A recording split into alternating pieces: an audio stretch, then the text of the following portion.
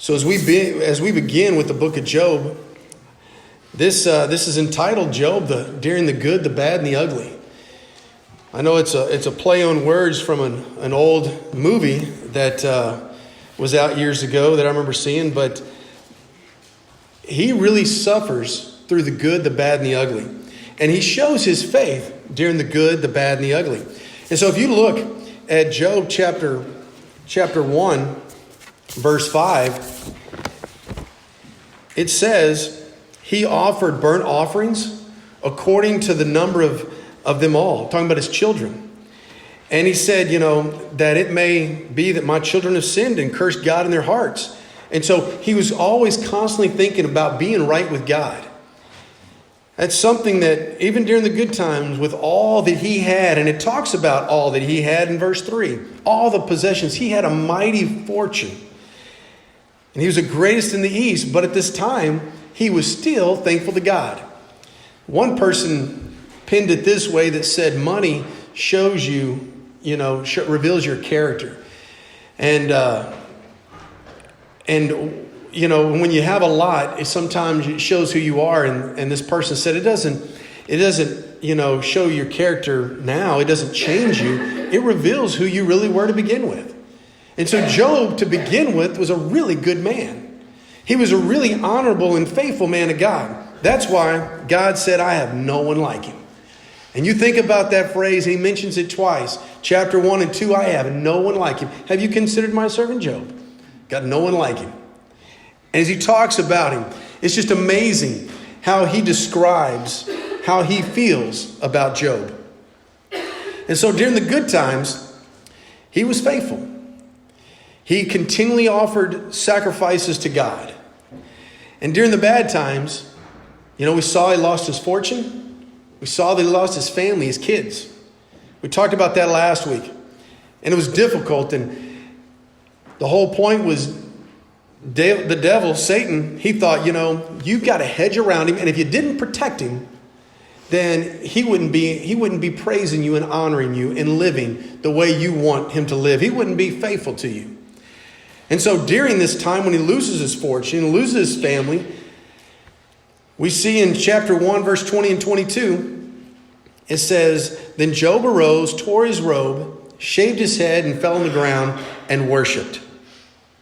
He's still faithful, isn't he? And he says, naked I came from my mother's womb, and naked I shall return. The Lord gave, and the Lord has taken away. Blessed be the name of the Lord. And it said, in all this, he did not sin or charge God with wrong. And so here he is still being faithful during the bad times. Now I know there's people here that have lost kids. And it tears you up, and it tears you up forever. It's still a loss, and it still hurts no matter how long it's been. And Job is saying, I'm still faithful to you. No matter what, I'm still faithful to you. I came in with nothing. I'm going to leave with nothing. Praise your name. Blessed be your name. That's tough to do. But we see a man, there's no one else like him, he says, at that day and time. During the good times, he was faithful. During the bad times, he was faithful. And then in the ugly times, we mentioned, we talked about how he had these sores all over his body from the top of his head to the soles of his feet. His appearance, they couldn't recognize him when they came up to him. He had difficulty eating. He was depressed. He was in despair. He was infested with worms. He had liquid coming from his sores. They were oozing. He was shortness of breath. He had dark rings around his eyes. His breath was horrendous. He had lost weight. He was decaying. He was a person just in decay. His skin was darkened, and he had a fever, and he was being accused of all these things from his friends. Man, these are the ugly times right here. He's already suffered a loss, but now he's got the ugly times, the times that are just in deep despair and depression. And this is what he says in chapter 2, verse 10. When his wife tells him just, hey, curse God and die. So now he's got his wife against him. He says, you speak as one of the foolish women, as of the foolish women would speak. Shall we receive good from God, and shall we not receive evil? In all this, Job did not sin with his lips. He's faithful. In chapter 6, verse 10, it said, this would be my comfort. I would even exalt the pain unsparingly, for I have not denied the words of the Holy One. He hadn't denied him. He's been faithful. Chapter 7, verse 17. What is man that you make so much of him, that you set your heart on him? He's trying to figure out, but he's faithful. Chapter 9, verse 10. Who does great things beyond searching out, and marvelous things beyond number? He knows who his God is and the magnificence of his God, and he is still faithful, still puts his trust in him. In chapter 16, 19 through 21, he says, even now, behold, my witness is in heaven, and he testifies for me on high. He's still faithful. My friends scorn me. My eyes pour out tears to God. You ever been there? You know what he feels then. That he would argue the case of a man with God as the Son of Man does his neighbor. But go back to 19. It says, even now, behold, my witness is in heaven, and he who testifies for me is on high. I know who testifies for me. I've done nothing wrong. He can account, and I'm faithful to him.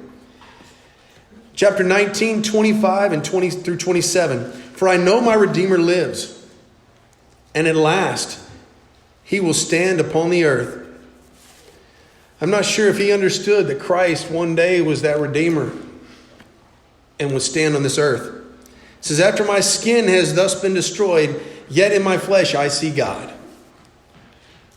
Whom shall I see for myself?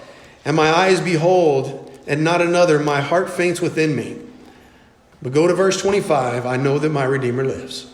He's always faithful. In chapter 23, 10 through 11, he says, but he knows the way that I take. And when he tried me, I shall come out as gold. My foot has held fast to his steps. I have kept his way and have not turned aside. I have not departed from the commandment of his lips. I have treasured the word of his mouth more than the portion of my food. Faithful. Chapter 30, verse 20. I cry to God for help, and you do not answer me. I stand and you only look at me. But the point is, in verse 20, I stand. I'm faithful. Chapter 30, verse 23. For I know that you will bring to me death, and to the house for I know that you will bring me to death, and to the house anointed for all living. He's faithful. He knows that there is life after this.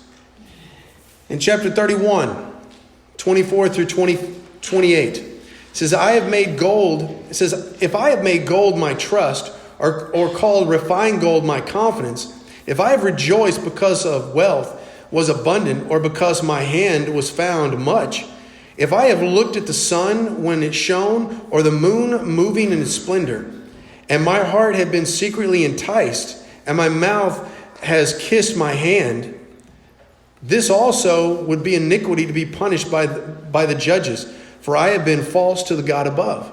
So he's saying, if I had given my love to anything, then there'd be something against me. But Job is faithful. This is his only true love, his God. So you see, during the good, the bad, and the ugly, he's faithful. There's no doubt he is faithful. And so what we're going to do is we're going to turn to Psalm 100. Because we're going to see how this ties in along with 1 Peter. So if you want to have those two spots, Psalm 100 and 1 Peter, we're going to tie this into Job today. So during these good and bad and ugly times, even though he questioned, he was faithful. And we have questions. Sometimes they're just not answered. And Job didn't get all the answers he wanted at the end of the book. But he did find a God. He did find a Lord that was faithful, just like we have. And so what God desires from us, no matter what, is to be thankful in the good in the bad and the ugly times. And it's good to be it's easy to be thankful in the good times, but sometimes it's easy to forget our God. Because when everything's going our way, it sometimes reveals the character that's within us to begin with. And we go off on our own way. And in Psalm 100, it says, make a joyful noise to the Lord, all the earth. Now, he's saying everybody's included in this. The whole earth. Make a joyful noise to the earth. And in some versions, it'll say shout. Shout to the Lord, all the earth. This is talking about, when it says make a joyful noise or a shout, it's talking about loud. It's talking about in victory, in celebration. During the good, during the bad, and the ugly. 1 Peter chapter 1, verse 8 says, though you have not seen him, you love him. And though you do not see him now, you believe in him and rejoice with joy that is inexpressible and filled with glory. So even though we don't see him, we can come, all the earth, and make a joyful noise for what he's done during the good, during the bad, and during the ugly times. Because he's always been faithful. He remains so. We just struggle with it. And in verse 2, it says, serve the Lord with gladness. Come into his presence with singing. So number 1 would be shout. And number 2 would be serve. And so he's talking about we need to humble ourselves. We need to know our place. Our place is not the place of God. Our place is the place of a servant. We need to be submissive as a slave would be, as a subject would be. And it's talking about serving with exceeding joy. To being joyful and rejoicing in the fact that we have the opportunity to serve our God. In 1 Peter chapter 2, verse 25, it says, though you strain like sheep, but now you've returned to the shepherd, the overseer of your souls. Because he's the one we're supposed to serve. We're supposed to be in subjection to him. In 1 Peter chapter 4, verse 2, it says, as we live for the rest of this time in the flesh, no longer for human passions, but for the will of God. So we're supposed to be in subjection, serving his will. And his will is for us to be saved and to be more like his son. So as we look at that, we have some commands. It says to shout to him in celebration, to serve him, to be in submission to him during the good, during the bad, and during those ugly times. And you have to determine where you're at right now. Are you in the good times? Are you in the bad times? Are you in the ugly times? Because no doubt we're in one of those. And he goes on and he says, come into the presence with singing. So number 3 is to sing. We shout, we serve, we sing. And now oftentimes it talks about how he likes to be praised. He likes to be thanked in song. Now that's an amazing thing because you have a voice print. Very much like your thumbprint. Very much like your fingerprints. And so when your voice speaks, it's unique. It's unique to only you. Now, we don't have computers that can figure out all the different nuances of it, but we have some that can detect certain aspects, whether I'm talking or someone else is. But this is so unique and so in-depth. We have our own voice print. So that means God knows when you're singing to him. That God knows when you're praying to him. God knows your voice. And so oftentimes it's easy to sit here at times and while everyone's singing, just to participate by sitting. And he says, I want you to sing. He commands it to sing. And he talks about it in Ephesians chapter 5, verse 19, who we're singing to. We're singing to the Lord. Not to anybody else. It's to him. He wants to hear the voice print. He wants to hear our voice singing directly to him. Not because I sound better than anybody. Not because I sound bad and I'm going to embarrass myself. Because he wants to hear me as I'm speaking from my heart. He wants to hear my voice print. He says, come to me. Enter the gates with singing. And so, knowing that we need to come into his presence that way.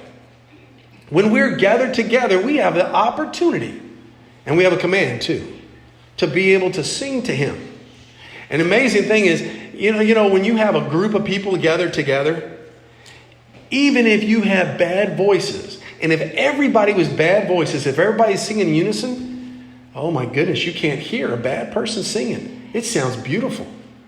You can hear different people when they've had YouTube videos of people singing the national anthem. You can't tell me everyone is a Whitney Houston, but everybody sounds great together.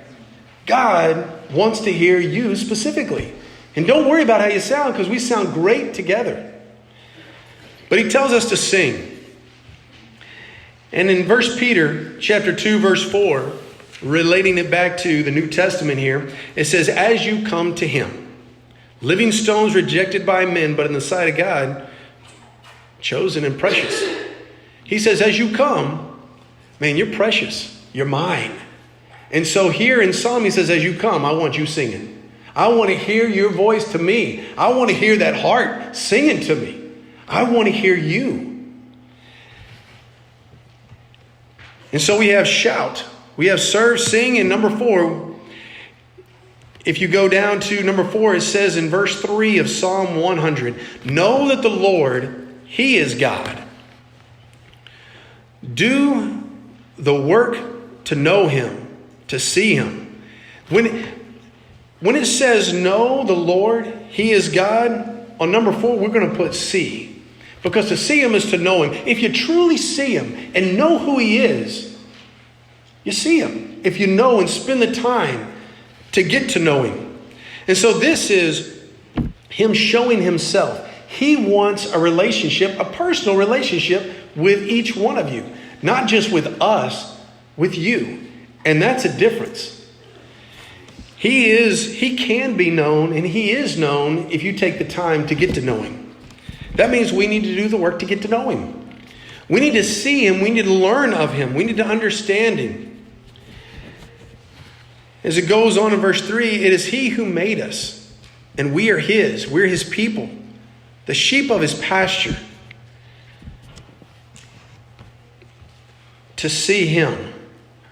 Have we spent the time to get to see him?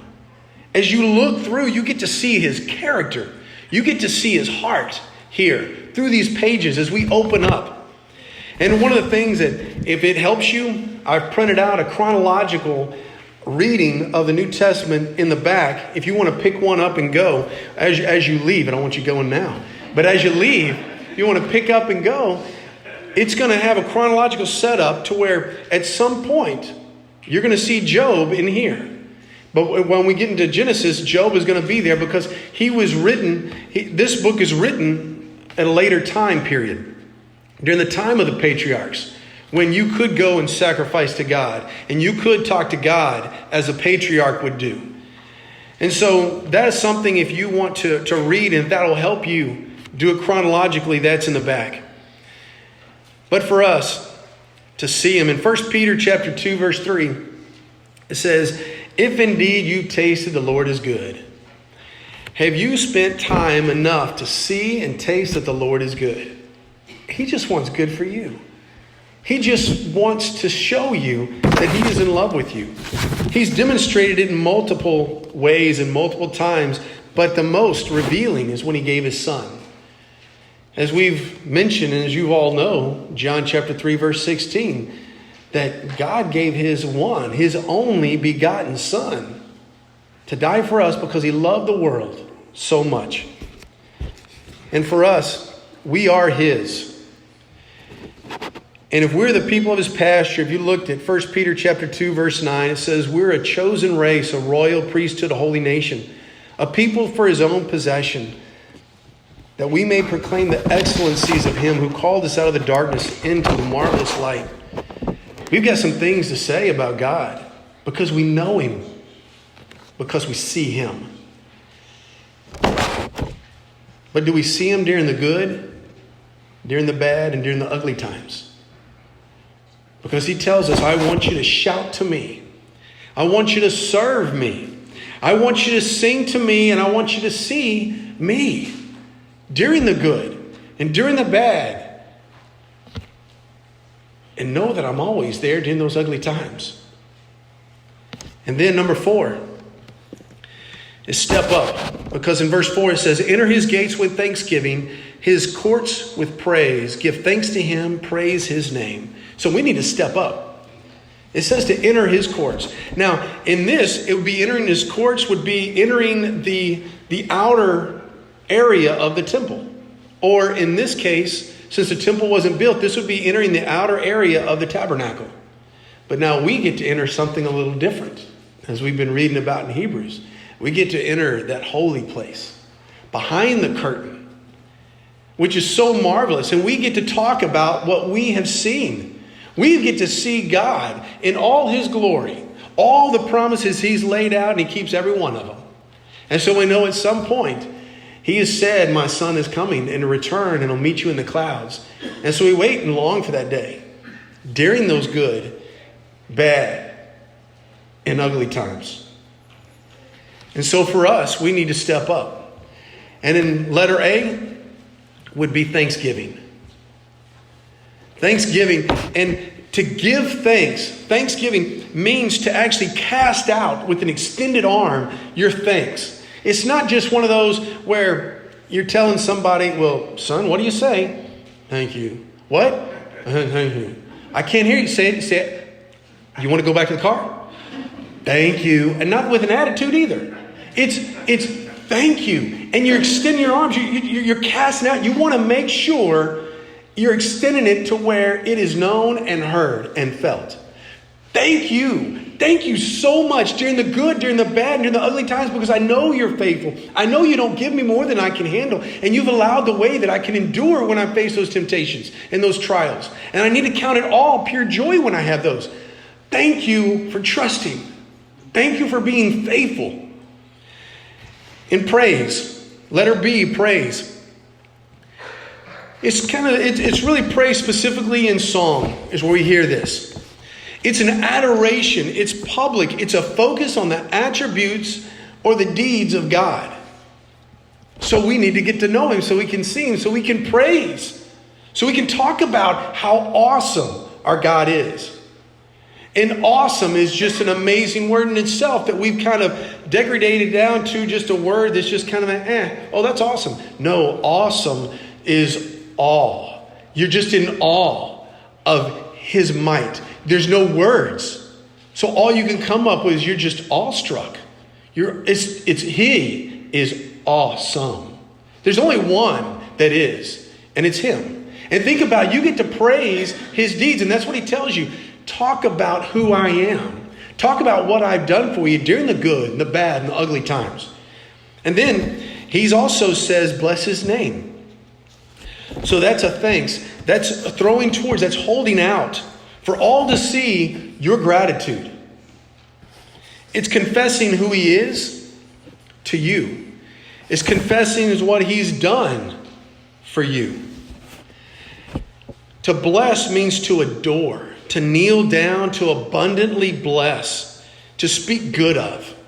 And so if you adore someone, like we adore our God, we can't stop talking about him. He's the first thing on our lips and the last thing we go to bed that's on our mind. We want to bless him. We want to thank him. We want to kneel before him during the good, during the bad, during those ugly times. And so for us, number 6 is a summation. He tells us, for the Lord is good. His steadfast love endures forever. And his thankfulness to all generations. Now, the summation is this, that he's good. And he's the only one good, because he's all good. And his steadfast love endures forever. We just read it. 1 Peter chapter 2, 9 and 10 says, but you're a chosen race, a royal priesthood, a holy nation, a people for his own possession, that you may proclaim the excellencies of him who called you out of darkness into his marvelous light. Once you were not a people, but now you are God's people. Once you had not received mercy, but now you have received mercy. And it's because his steadfast love endures forever. And his faithfulness to all generations, which includes this one. He's still faithful and he still loves us. It tells us in 1 Peter chapter 5:7 to cast your anxieties on him because he cares for you. And so Job teaches us that no matter how good, no matter how bad or how ugly, be faithful. Job, in all, was faithful. He wasn't perfect, but he was faithful. And that's what we need to be. We know we're not going to be perfect. We're going to struggle. We're going to question. We're going to be in despair. We're going to be depressed at times. But no, our God is faithful. And he will not let us decay. And what I mean by that, our bodies will, but our spirit won't. Because he's given us a promise in Revelation chapter 2, verse 10, that if we're faithful unto the end, we get a crown of life. You know, in chapter 42 of Job, in verse 12, it says, God, the Lord, blessed Job more in his latter days than in his former days. We get that same blessing. We're going to be blessed more in the latter days than in the former days. Because eternally, we get to live forever if we remain faithful. And so for us, I don't know if it's the good times. I don't know if it's the bad times or the ugly times. But I know for our prayer list, we got a lot of folks going through some bad times and some ugly times. But whatever time it is for you, don't forget our God. He's always faithful. Are you faithful? And so whatever you need to do, if you need to ask prayers because you haven't been faithful this year, and you know you haven't been faithful, you haven't been the version of you want to be, then let us know so we can be praying for you. And if not now, then pull me aside or pull one of the people aside so we can start praying for you, so we can know how to encourage you. And if you want to put Christ on a baptism so you can have that crown of life, well, what are you waiting for? Now's the perfect time. Please come while we stand and sing.